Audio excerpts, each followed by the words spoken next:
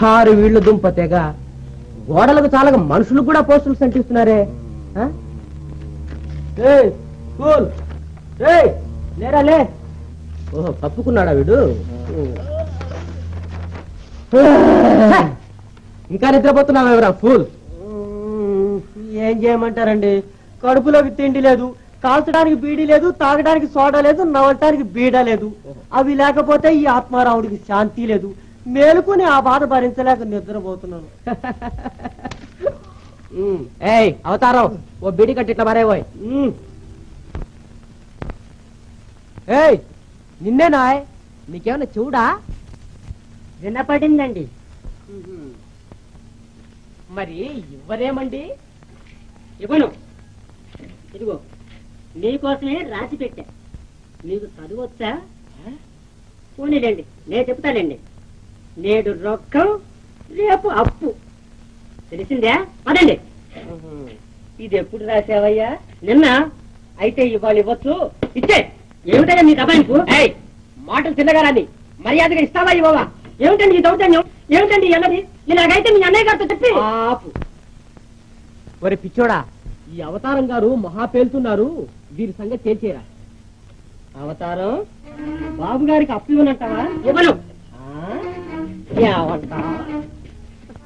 ఇది పని బాగుంది. గొప్పరు గారు అప్పు పెడితే సొంతంత ఖాళీ చేసి పైగా కొట్టేస్తారా? కొట్టండి. ఇచ్చి ఇవ్వవా? ఇవ్వు. ఇప్పటికైనా ఇస్తావా? ఇవ్వు.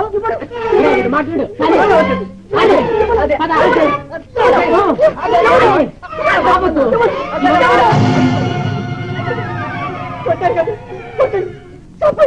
చెప్పండి, ఇంకా చెప్పండి.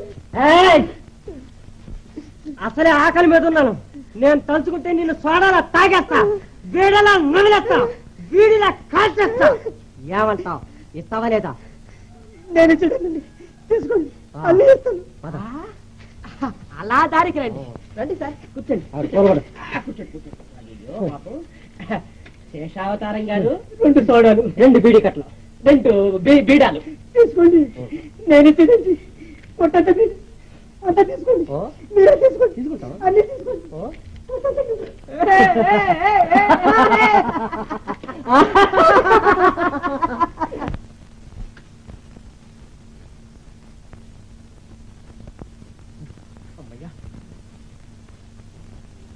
అదేం బాబు గారు అంత ఆతరంగా తాగుతున్నారు బీడి? బీడి బీడి అని బాడీ ఏడుస్తుందిరా ఫూల్. ఓహో అలాగా. నమస్కారం అండి గోపాలం గారు.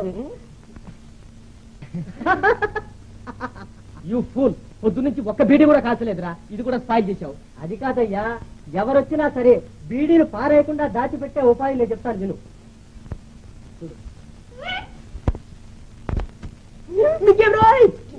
అంతే? అవును రోయ్, ఇదే మంచి ఉపాయమేనే. పెద్దలకు నమస్కారం చేస్తూనే బీడీ కాల్చేయచ్చు.